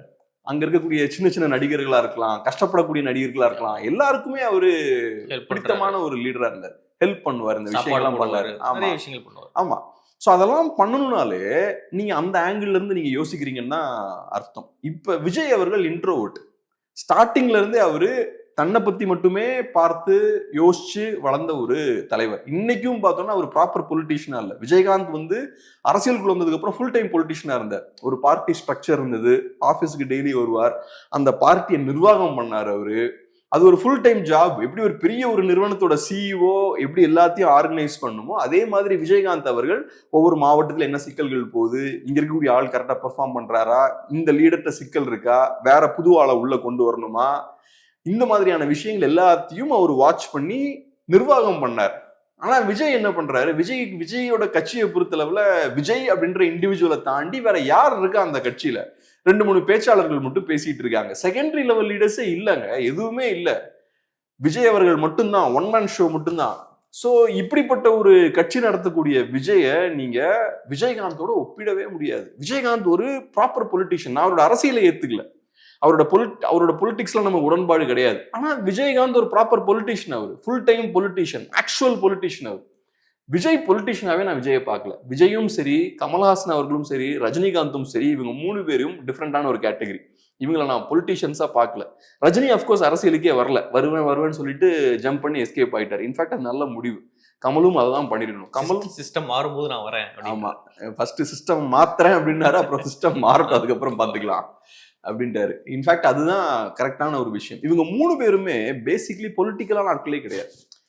விஜயகாந்த் வந்து அரசியல் பேசும்போது யதார்த்த அரசியல்வாதி மாதிரி தான் பேசுவார். அவர் பேசுற அரசியலுக்கும் மற்ற அரசியல்வாதிகள் பேசுற அரசியல் வித்தியாசம் இருக்காது. ஒரு ப்ராப்பர் பொலிட்டிஷியனா இருப்பார். ஆனா நீங்க விஜய் எடுத்துக்கிட்டீங்கன்னா அவர் பொலிட்டிஷியன் மாதிரியே பேச மாட்டேங்கிறார். பொலிட்டிக்ஸுக்குன்னு ஒரு சீரியஸ்னஸ் இருக்குல்ல, அதே அவர் கொடுக்க முடியல. அவர் ஏதோ ஒரு சினிமா ஸ்டைல்ல தலைவன் படத்துலயோ அந்த சில படங்கள்லாம் அவருக்கு இருக்குல்ல, தலைவாவா அந்த மாதிரி படத்துல பேசுற ஸ்டைல்ல அவர் பாட்டுக்கு ஏதோ பேசுறாரு, அங்கிள் ஸ்டாலின்ன்றாரு.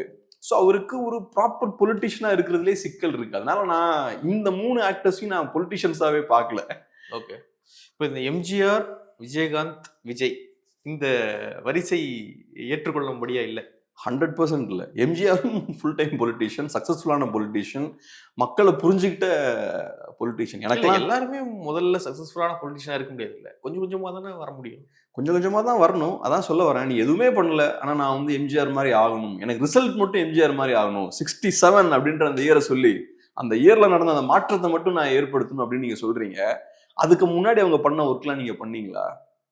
67ல என்ன நடந்ததுன்றது உங்களுக்கு 10 நிமிஷம் பேச முடியுமா? ஆனா 67ல புதுசா ஒரு கட்சி பவருக்கு வருது, அந்த இடத்துல நான் இருக்கணும்பா, 26ல நான் இருக்கணும், அவ்வளவுதான். உங்களுக்கு 67ல உங்களுக்கு பிடிச்ச விஷயம் என்ன? புது கட்சி பவருக்கு வருது, அந்த இடத்துல நான் இருக்கணும், நான் ஒரு புது சிஎம்மா வளர்ந்து வரணும். ஸோ இப்போ இதுல தமிழ் மக்களுக்கு என்ன இருக்கு? 67ல அவங்க பவருக்கு வர்றதுக்கு முன்னாடி புதுசா ஒரு கட்சியை, அதுக்கு முன்னாடியே புதுசா ஒரு கட்சியை ஆரம்பிச்சு புதுசா ஒரு சித்தாந்தத்தை மக்கள்கிட்ட எடுத்துட்டு போய் ஒரு அரசியல் மாற்றத்தை ஏற்படுத்தி மக்கள் மத்தியில் ஒரு பெரிய எழுச்சியை ஏற்படுத்தி மக்கள் பிரச்சனைகள் எல்லாம் பேசி ஏகப்பட்ட கிரவுண்ட் ஒர்க் அவங்க பண்ணிருக்காங்க முக்கியமான லீடர்ஸ்லாம். நீங்க பண்ண கிரவுண்ட் ஒர்க் என்ன? ஆனா 67ல வந்த மாதிரி நீங்க 26ல பவருக்கு வரணும், ரைட்? ஆனா நீங்களும் அதுக்கு ஒரு 10 வருஷம் ஒர்க் பண்ணணும்ல. 10 வருஷம் ஒர்க் பண்ணி மக்களோட பிரச்சனைகள் எல்லாம் எடுத்து பேசி எதுவும் பண்ணாம இப்படி பேசுனீங்கன்னா அதுக்கு எவ்வளவு அரகன்ஸ் இருக்குல்ல. அது தமிழ் மக்களை பார்த்தா எவ்வளவு முட்டாளன்னு உங்களுக்கு தோணுது இல்ல? சும்மா நான் பாட்டுக்கு வருவேன், 67 நான் சொல்லுவேன், நீங்க அதே ஸ்டைல்ல என்ன பவருக்கு கொண்டு வரணும். நான் எதுவும் பண்ண மாட்டேன், உனக்கு நான் எதுவுமே நான் உனக்கு பண்ண மாட்டேன், உனக்காக நான் ஒண்ணுமே பண்ண மாட்டேன் அப்படின்ற ஒரு இடத்துல அவர் இருக்கார். மக்கள் பிரச்சனை எதுவும் பேச மாட்டேன். இப்ப கவினோட ஆணவ கொலை பத்தி மாநாட்டுல பேசிடுவாருன்னு ஒரு குரூப் சொல்லிட்டு இருந்தாங்க. இப்ப அதுவும் பேசல, பேச கூட முடியலங்க உன்னால ஒரு பெரிய பிரச்சனையை பத்தி. அதுல உங்களுக்கு வேற கால்குலேஷன்ஸ் எல்லாம் இருக்கு. ஆனா நீங்க மக்களுக்கான தலைவர், உங்களை நாங்க பவர்ல கொண்டு வந்து உட்கார வைக்கணும். அப்ப மக்களை எவ்வளவு முட்டாள்களா நீங்க பாக்குறீங்க? மக்களுக்கு எதுவுமே பண்ணாம நான் மக்களோட தலைவரா பவருக்கு வந்துடலாம் அப்படின்னு யோசிக்கிறீங்க. இததான் மீடியா பேசணும், இந்த ஆங்கிள் இருந்து தான் பேசணும். இந்த ஆங்கிள் இருந்து பேசாம அவங்க பாட்டுக்கு எல்லாம் விஜயோட ஃபேன் பாய்ஸா பேசிட்டு இருக்காங்க டிவில உட்காந்து. ஓகே, இன்னொரு பக்கம் பார்த்தீங்கன்னா எடப்பாடி பழனிசாமி அவர்கள், அதாவது ஏடிஎம்கேவோடு தேமுதிக கூட்டணி வைக்கும் அப்படின்னு வந்து எதிர்பார்க்கப்பட்டுச்சு. அவங்க வந்து 24 எலெக்ஷன்ல ஒன்னா பயணிச்சாங்க. ஸோ 26லயும் அது கண்டினியூ ஆகும் அப்படின்னு எதிர்பார்க்கப்பட்டுச்சு. ஆனா ரீசெண்டாக எடப்பாடி பழனிசாமி அவர்கள் எடுத்திருக்கக்கூடிய முடிவு அப்படின்றது வந்து இது நடக்காத போலியே அப்படின்ற மாதிரி தான் இருக்கு. ஏன் அப்படின்னா தேமுதிகவுடைய நிறைய நிர்வாகிகளை வந்து அதிமுகவுல இணைக்கிறது மட்டும் இல்லாம இன்னொரு வார்த்தையும் சொல்றாரு, இது திமுக மாதிரியோ தேமுதிக மாதிரியோ ஒரு குடும்பம் மட்டும் இருக்க முடியாது, யார் வேணா இதுல வரலாம், தலைவர் ஆகலாம் அப்படின்ற ஒரு விஷயத்தையும் அந்த மீட்டிங்ல வந்து பேசுறாரு. இப்படி பேசும்பொழுது கன்ஃபார்ம் ஆகுதோ தேமுதிக ஏடிஎம்கே கூட்டணி அப்படின்றது ஒன்றாக வாய்ப்பு இல்லை, பிரேக் ஆகுது. தேமுதிக வேற அலைன்ஸ்ல போறாங்க அப்படின்றது கன்ஃபார்ம் ஆகுதா இங்க? இருக்கலாம், மேபி இருக்கலாம். நீங்க சொல்றது ஒரு நல்ல இண்டிகேட்டர் தான். இப்போ ஒரு கட்சியில் இருக்கக்கூடிய தலைவர்கள் எல்லாம் உள்ள இழுக்கிறாங்கன்னா அந்த கட்சியோட கூட்டணி வைக்கிறதுக்கான பிளான்ல அவங்க இல்லைன்ற மாதிரி கூட நம்ம அதை பார்க்கலாம். நீங்க சொல்றது அது அப்படி கூட நம்ம மேபி பார்க்கலாம். பட் இன்னும் கொஞ்சம் வெயிட் பண்ணி பார்ப்போம். ஏன்னா இப்ப வரக்கூடிய செய்திகள் என்னன்னா டிஎம்டிகே திமுகவோட அவங்க பேச்சுவார்த்தைகள்ல இருக்காங்க. ஏன்னா திமுகவை பொறுத்தளவுல அவங்கள உள்ள கொண்டு வரணும் அப்படின்ற ஒரு ஆர்வம் அவங்களுக்கு இருக்குன்றாங்க. ஏன்னா இப்ப லிங்குஸ்டிக் மைனாரிட்டி ஓட்ஸை உள்ள கொண்டு வர்றதுக்கு டிஎம்டிகே ஒரு நல்ல ஒரு கேட்டலிஸ்ட் ஃபோர்ஸா இருப்பாங்க அப்படின்ற ஒரு பார்வை இருக்கு. ஸோ அதனால நமக்கு எக்ஸாக்டா தெரில. ஆனால் ப்ராக்டிக்கலா பார்க்கும்போது ஏடிஎம்கேல பெரிய ஸ்பேஸ் இருக்கு. ஏடிஎம்கேவை பொறுத்தளவில் இப்போதைக்கு பிஜேபி மட்டும் தான் அந்த அலைன்ஸ்ல இருக்காங்க, மேஜர் பார்ட்டினா. அப்ப தேமுதிகவுக்கு ஏடிஎம்கே அலைன்ஸ்ல கண்டிப்பா ஒரு ஸ்பேஸ் இருக்கு. பட் இருந்தாலும் சில மனக்கசப்புகளும் இருக்கு. தேமுதிக எதிர்பார்த்த மாதிரி அவங்களுக்கு ராஜ்யசபா சீட்டை தரல.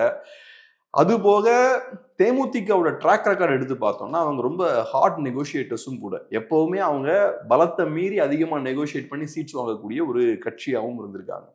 ஸோ இப்போ அதிமுக கொஞ்சம் ஜெயிக்கணும் அப்படின்ற ஒரு டெஸ்பரட்டான பொசிஷன்ல இருக்காங்க. இந்த சூழல்ல அவங்க என்ன மாதிரியான டிமாண்ட்ஸை வச்சாங்கன்னு நமக்கு தெரியல. மேபி அதிகமான டிமாண்ட்ஸை வச்சிருப்பதற்கான வாய்ப்பும் இருக்கு. ஸோ இந்த பிரச்சனைகள்லாம் இருக்கு. பிளஸ் பிஎம்கேலையும் சிக்கல் போயிட்டு இருக்கு. பிஎம்கே ரெண்டா உடஞ்சிருக்காங்க. ஸோ இதெல்லாம் தேமுதிகவோட பார்கெனிங் பவரை இன்க்ரீஸ் பண்ணுது. ஏடிஎம்கே கூட நெகோசியேட் பண்ணும்போது அவங்களோட பார்கெனிங் பவரை இன்க்ரீஸ் பண்ணுது. ஸோ அதனால மேபி ஹையா டிமாண்ட் பண்றதுக்கான வாய்ப்பு இருக்கு.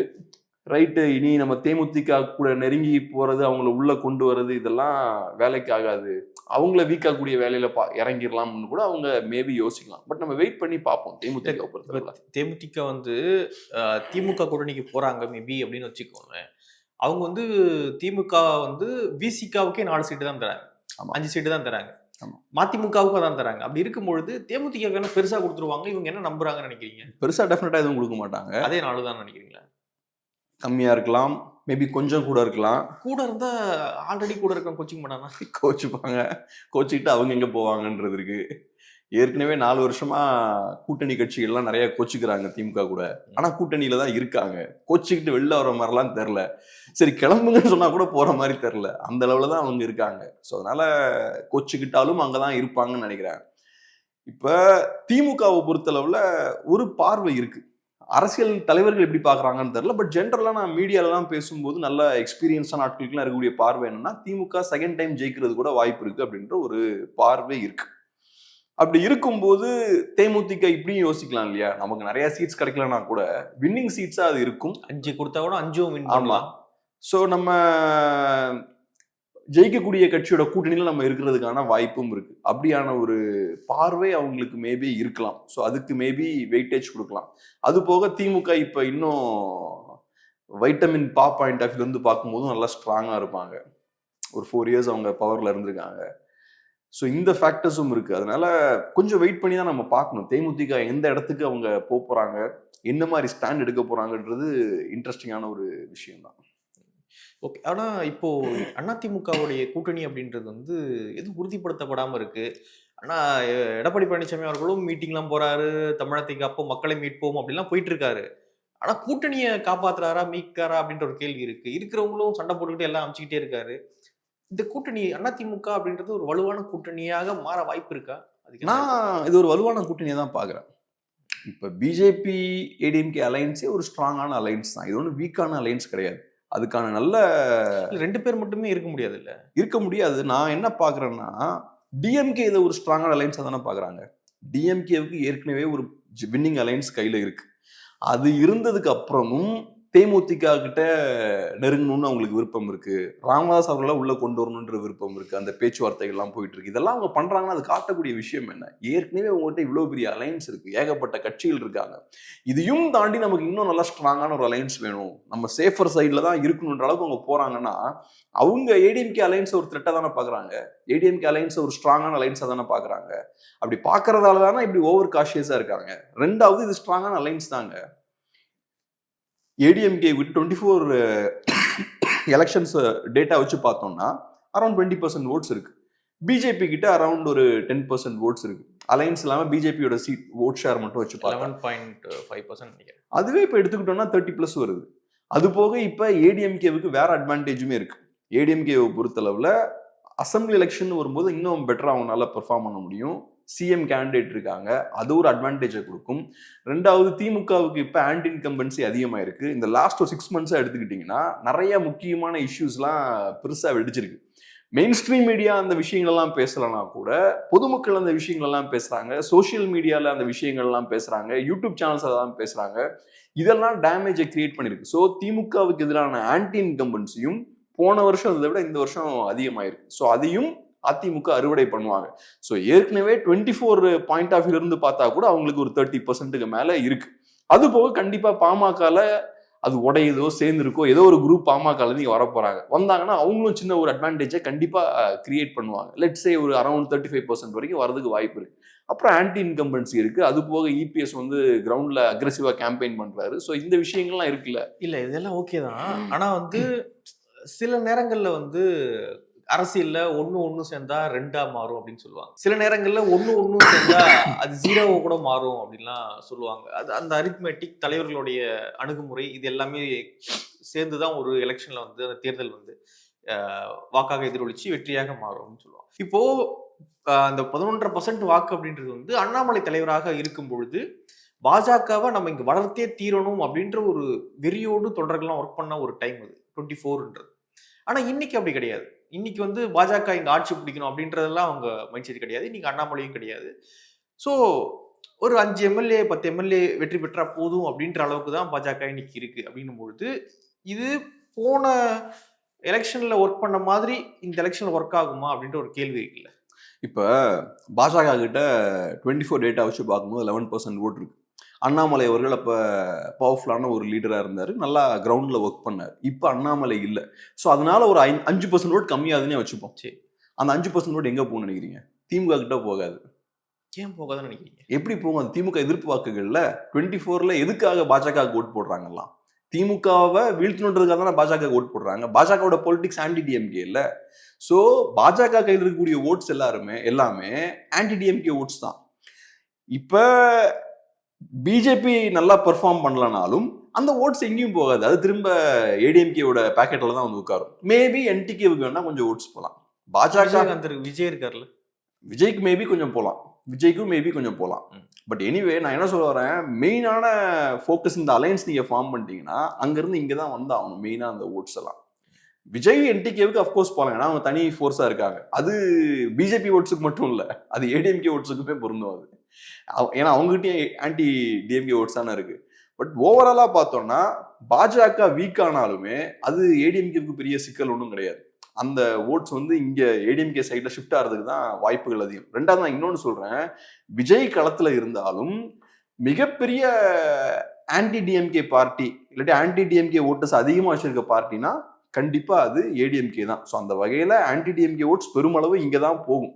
பட் விஜய் கொஞ்சம் உடைக்கிறதுக்கு வாய்ப்பு இருக்கு. ஒரு 5 to 10% மேபி அவர் உடைக்கிறதுக்கான வாய்ப்பு இருக்கு. நம்ம ஆளுங்க ஏகப்பட்ட பில்டப்லாம் கொடுக்குறாங்க. பட் என்னோட ஸ்ட்ராங்கான நம்பிக்கை என்னன்னா 5 to 10%க்கு மேல விஜய்க்கு டெஃபினட்டா இருக்காது. ஸோ அந்த அளவுக்கு அவரு டேமேஜ் ஏற்படுத்தலாம். பட் எனக்கு என்னமோ பிஜேபியோட வீக்னஸ் பெரிய சேலஞ்சிங்கான ஒரு ஃபேக்டரா இருக்குன்னு தோணல. ஆனா எங்க பிரச்சனை வரும்னா பிஜேபி நிறைய இடங்கள்ல லைபிலிட்டி. பிஜேபி நீங்க கையில வச்சிருக்கும் போது நிறைய இஷ்யூஸ் பேச முடியாது. நீட் எடுத்து பேச முடியாது, டெவல்யூஷன் பத்தி பேச முடியாது.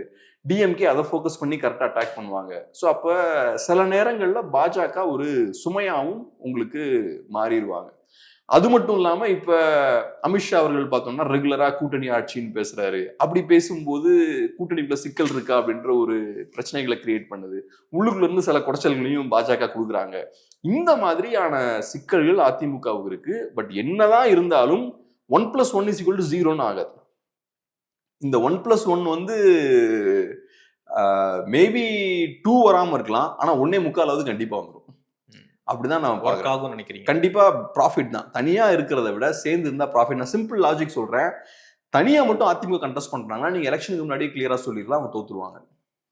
ஒரு சைட்ல விஜய் பிரிப்பாரு ஓட்ட, இன்னொரு சைட்ல பிஜேபி பிரிப்பாங்க, இன்னொரு சைட்ல என்டிகே பிரிப்பாங்க. அப்படி பிரிச்சா ஆன்டி டிஎம்கே ஓட்ஸ்லாம் 4 பக்கமா சதுரிடும். ஸோ அதனால இந்த கூட்டணி உடையுதுன்னு வச்சுக்கோமே, அதிமுக பாஜக கூட்டணி உடையுதுன்னா அது ஏறக்குறைய கேக் வாக் தான் திமுகவுக்கு. ஸோ அதனால இப்ப இந்த கூட்டணி வைக்கிறதுல நிறைய சிக்கல்கள் இருக்கு. வச்சா அதிமுக நிறைய பிரச்சனைகள் வரலாம் வாய்ப்பு இருக்கு. ஆனா வைத்து தான் ஆகணும், வேற வழி கிடையாது, வச்சுதான் ஆகணும். ஸோ யதார்த்தத்தின் அந்த தேவையின் அடிப்படையில இந்த கூட்டணியை ஃபார்ம் பண்ணியிருக்காங்க. இது ரெண்டு கட்சிகளுக்குமே தேவை. அதனால ரெண்டு பேரும் சேர்ந்து உட்கார்ந்துருக்காங்க. சண்டை கண்டா போட்டாலும் கடைசியில இப்ப பாருங்க நயனார் நாகேந்திரன் இறங்கி வந்திருக்காரு. இல்ல எங்களோட சிஎம் கேண்டிடேட் இபிஎஸ் தான், கூட்டணி ஆட்சியான்றது அவரு முடிவு பண்ணிப்பார் அப்படின்ற இடத்துக்கும் இறங்கி வராங்க. ஸோ ஏதோ ஒரு வகையில ரெண்டு பேருக்குமே தேவை இருக்கு. அதனால இந்த அலையன்ஸ் கண்டிப்பா அவசியம். இந்த அலையன்ஸ் இல்லைன்னா எலெக்ஷனுக்கு முன்னாடியே நம்ம கிளியர் கட்டா ரிசல்ட் சொல்லிடலாம். அதிமுகவுக்கு வாய்ப்பு இல்லைன்னு. இன்னொரு பக்கம் வைஸ் பிரசிடென்சியல் எலெக்ஷன், துணை ஜனாதிபதிக்கான தேர்தல் போயிட்டு இருக்கு. என்டிஏ கூட்டணியில ராதாகிருஷ்ணன் அவர்களை அறிவிச்சு அவங்க ஒரு பக்கம் போயிட்டு இருக்காங்க. கிட்டத்தட்ட வெற்றி அப்படின்ற அளவுக்கு தான் வருது. இன்னொரு பக்கம் இந்தியா பிளாக் அவங்க முன்னாள் நீதியரசர் சுதர்சன் ரெட்டி அவங்களை அறிவிச்சு அவங்க வாக்கு சேர்க்க அவங்க ஆதரவு எல்லா மாநிலங்களுக்கும் போய் கூறிக்கிட்டு இருக்காங்க. நேற்று சுதர்சன ரெட்டி சென்னை வந்திருந்தாரு. இந்தியா பிளாக் லீடர்ஸ்லாம் பங்கேற்று இருந்தாங்க. கமல் மட்டும் பங்கேற்கல, மற்றபடி எல்லாரும் பங்கேற்று சொல்லியிருந்தாங்க. இந்த ஜனநாயகத்தை, அரசியலமைப்பு சட்டத்தை நான் பாதுகாப்பேன் துணை ஜனாதிபதியா அப்படின்னு சொல்லி அவர் பேசியிருக்காரு. ஸோ விபி எலெக்ஷன் எப்படி பாக்குறீங்க? இப்போ வைஸ் பிரசிடென்ட் எலெக்ஷனை பொறுத்தளவில் நம்ம எல்லாருக்கும் தெரியும், அடுத்த நெக்ஸ்ட் வைஸ் பிரசிடென்ட் சிபிஆர் தான். ஸோ அதில் எந்த டவுட்டும் இல்லை. ஆனால் பரவலாக சொல்லப்படுற ஒரு விஷயம் என்னன்னா, இது திமுகவுக்கு ஒரு செக். இது பாஜக ஒரு தமிழனை கேண்டிடேட்டா போட்டாங்க, அதனால இப்ப திமுகவை பொறுத்தளவுல அவங்களுக்கு வேற வழியே கிடையாது, சிபிஆர் ஆதரிச்சே தீரணும் அப்படின்ற ஒரு கட்டாயத்துக்கு அவங்கள பாஜக தள்ளிட்டாங்கன்ற மாதிரிலாம் பேசுறாங்க. எனக்கு என்னமோ பொலிட்டிக்கலா அதுலலாம் எந்த லாஜிக்கும் இருக்கிற மாதிரி தெரியல. ரெண்டாவது, பாஜகவை பொறுத்தளவுல அது என்ன தமிழர், அவர் ஒரு இந்தியர் இல்லையா? என்ன இங்க தமிழர்னு பேசிட்டு இருக்கீங்க? பீகார்ல போய் பேசினாங்க இல்ல, ஒடிசால பேசினாங்கல்ல. அதான் ஒடிசால போய் அங்க தமிழர்னு பேசும்போது அங்க வேற கான்டெக்ட்ல பேசுறதாங்க. இங்க வரும்போது உங்களுக்கு நாங்க ஒரு தமிழ் வேட்பாளரை கொடுக்குறோம், ஒரு கேண்டிடேட்டை கொடுக்குறோம் அப்படின்ற மாதிரி பேசுறது. ஏன் அப்படி பேசுறீங்க? ஏன் இந்தியர்னு சொல்லுங்க. இப்ப என் தமிழரா தான் இருக்கணுமா என்ன ஒரு விபியா வரவர்? அவரு காஷ்மீர்காரரா இருக்கட்டும், அவர் பஞ்சாப்காரரா இருக்கட்டும், யாரா இருந்தா என்ன, அந்த போஸ்ட்டுக்கு தகுதியான ஆளா இருக்கணும், அவ்வளவுதானே. இங்க வரும்போது, தமிழ்நாட்டுக்கு வரும்போது ஒரு தமிழருக்கு நம்ம வாய்ப்பு கொடுத்துருக்கோம் அப்படின்றாங்க. விபிலாம் ஆயிரலாம் தமிழர், ஆனா ஒடிசாவோட சிஎம் ஆகக்கூடாது, ஒடிசாவை ஆட்சி பண்ணக்கூடிய இடத்துல ஒரு தமிழர் இருக்க கூடாது. அந்த இடத்துல தமிழர் இருந்தாருன்னா அப்ப எப்படி ஒரு தமிழர் உங்களை ஆட்சி பண்ணலாம் அப்படின்னு ஒரு இண்டிபெண்டன்ட் பவர்ஃபுல் லீடரா ஒரு தமிழர் வர முடியாது. சும்மா ஒப்புச்சப்பானியா நான் அப்படி கூட சீரியஸ் எல்லாம் பார்க்கல. நான் அந்த மாதிரி பெரிய டீப்பான அரசியல்கள் எல்லாம் போல. எந்த இடத்துல எந்த பாலிடிக்ஸ் செல்லுமோ அந்த இடத்துல சிம்பிளா அந்த பாலிடிக்ஸை யூஸ் பண்றது. ஒடிசால பாண்டியனை அட்டாக் பண்ணீங்கன்னா ஓட்டு, எலெக்ஷன் டைம்ல அங்க போய் நிக்கிறாங்க. சோ சிம்பிள் லாஜிக் தான். ரைட், அவரை தூக்கி போட்டு அடிங்க. அங்க தமிழர்களுக்கு எதிராக செயல்பட்டாதான் எனக்கு வாக்குனா தமிழர்களுக்கு எதிராக அங்க செயல்படுவோம். இந்த இடத்துல ரைட், நம்ம ஒரு தமிழரை கையில் எடுத்துருவோம், தமிழரை கையில் எடுத்து அவர் உள்ள இறக்கியாச்சுன்னா திமுகவுக்குலாம் நம்ம சிக்கல்கள் கிளப்பி விட்டுறலாம் மேபி அப்படி அவங்க யோசிக்கிறாங்க. இதுல ஒன்றும் பெரிய விஷயம் எல்லாம் கிடையாது. திமுகவை பொறுத்தளவுல சிம்பிளா அவங்களுக்கு பொலிட்டிக்ஸ் இருக்கு. பாசிஸ்ட் பாஜகன்னு சொல்றாங்க, ஆர்எஸ்எஸ்க்கு எதிரானவர்கள் நாங்கன்னு திமுக சொல்றாங்க. சோ அவர் தமிழரா பெங்காலியான்றது விஷயம் கிடையாது. நீ பிஜேபி காரரா என்னன்றதான் பிரச்சனை. சோ நீங்க பிஜேபி காரரா, அப்ப முடிஞ்சு போச்சு. இதுல ஒன்றும் பெரிய ராஜதந்திரம்லாம் எதுவும் கிடையாது. நான் பாக்குறேன், அந்த எலெக்ஷன் அறிவிக்கப்பட்டதுல இருந்து, வேட்பாளர் அறிவிக்கப்பட்டதுல இருந்து இது ஒரு ஸ்ட்ராட்டஜி மாதிரி பிஜேபி காரங்க மாஸ்டர் ஸ்ட்ரோக் மாதிரி ஒரு தமிழரை திமுக ஆதரிக்குதான்னு பாப்போமே. எப்படி ஆதரிப்பாங்க? அண்ணாமலை தமிழர் தான், அதுக்காக அண்ணாமலை தூக்கி சிஎம் ஆக்கிடுவாங்க தமிழ்நாட்டுல. என்ன பேசுறாங்கன்னு ஒண்ணும் புரியல. இவங்க அரசியல் பாஜக எதிர்ப்பு. அப்படி இருக்கும்போது சிபிஆர் பாஜக காரர், அவரு ஆர்எஸ்எஸ் பேக்ரவுண்டோட வரவர், அவரு எப்படி திமுக சப்போர்ட் பண்ண முடியும்? சோ அப்கோர்ஸ் சிபிஆர் கண்டிப்பா வைஸ் பிரசிடென்ட் ஆக போறாரு. இதனால தமிழ்நாட்டுல ஏதோ பெரிய குழப்பங்கள் ஏற்பட்டுரும், திமுக எதுவும் குழப்பங்கள் ஏற்பட்டுரும்னா 100% எதுவும் நடக்காது. ஆமா. ரெண்டாவது, இது காட்டக்கூடிய விஷயம் என்னன்னா, பாஜக இந்த அடையாளங்களை எப்படி அணுகுறாங்க அப்படின்றதையும் காட்டுது. வசதிக்கு ஏற்ற மாதிரி ஒவ்வொரு இடத்துலயும் ஒவ்வொரு அடையாளங்களை யூஸ் பண்றது இருக்குல்ல. இன்ஃபேக்ட் அவங்களுக்கு இதை கையில் எடுக்கிறதால ஒரு பிரோஜனமும் கிடையாது. பட் இருந்தாலும் அவங்க ஐடென்டிட்டிஸை எஃபெக்டிவா அவங்க தேவைக்கு ஏற்ற மாதிரி யூஸ் பண்றது ஒரு விதமான ஒரு ஆப்பர்ச்சுனிஸ்டிக் அப்ரோச்சை இது காட்டுது. இந்த இடத்துல நம்ம எல்லாம் இந்தியர்கள்னு சொல்ல வேண்டியதானே. சிபிஆர் ஒரு நல்ல இந்தியர், இந்தியாவுக்கு நல்லது, அவரு வைஸ் பிரசிடென்ட் ஆனா அதனால இந்தியர்கள்லாம் ஓட்டு போடுங்கன்னு சொல்ல வேண்டியதானே. அது என்ன இங்கே வரும்போது தமிழர்னு பேசுறது? நீங்க அந்த ஆங்கிளியா கொடுக்குறீங்க. நீங்க இந்தியாக்கான வைஸ் பிரசிடென்ட் தானே நீங்க அப்பாயிண்ட் பண்றீங்க, செலக்ட் பண்றீங்க. ஸோ அப்ப இந்தியாவுக்கு அவர் எப்படி பெனிஃபிஷியலா இருப்பாரு, எப்படி அவர் ஒரு நல்ல இந்தியர் தானே நீங்க பேசணும். அதை பேசாம இதை பேசுறது, இது பிஜேபியோட அந்த ரீஜனல் பாலிடிக்ஸை கையில் எடுக்கும் போது அவங்க வசதிக்கு ஏற்ற மாதிரி அதை பெண்ட் பண்ணிக்கிறது இருக்குல்ல, அதையும் இது காட்டுது. எம்.கே. ஸ்டாலின் கூட பேசியிருந்தாரு, தமிழ் அப்படின்ற முகமூடி போட்டுக்கிட்டு வந்தா நாங்க ஆதரிச்சிருவோம் அப்படின்னு நினைக்காதீங்க, அதெல்லாம் வந்து இந்த இதெல்லாம் வந்து பழைய ட்ரிக்ஸ் அப்படின்னு வந்து சொல்லியிருக்காரு. ஸோ இந்த பழைய ட்ரிக்ஸ் தான் திரும்ப திரும்ப யூஸ் பண்ணிட்டு இருக்கா பாஜக. இப்போ டிஎம்கேவோட மிகப்பெரிய ஸ்ட்ரென்த்தே பாஜக மாதிரியான வீக்கான ஒரு எதிரி இருக்கிறது தான். தமிழ்நாட்டில் வீக்கான எதிரி. ஆமா, பாஜக தமிழ்நாட்டில் வீக்கான எதிரி. நீங்க சும்மா பாஜகவை விட்டாலே அவங்க தமிழ்நாட்டில் பெருசா குரோ ஆக மாட்டாங்க. தமிழ்நாட்டில் அவங்க குரோ ஆகிறதுக்கான ஸ்பேஸே இல்லை. ஏதோ திமுகவோட திறமையால பாஜக இங்க வளராம இல்லை. திமுக மாதிரியான மோசமான ஒரு கரப்டான ஒரு பார்ட்டி இருக்கும்போது, மாற்று அரசியலுக்கான ஸ்பேஸ் இங்க இருக்கும்போது பாஜகவை மாற்றா மக்கள் பார்க்க மாட்டேங்கிறாங்க. அப்ப பாஜக இந்த மண்ணுக்கு பொருத்தமா இல்லை. அந்த ஒரு அட்வான்டேஜ் வந்து இருக்கு.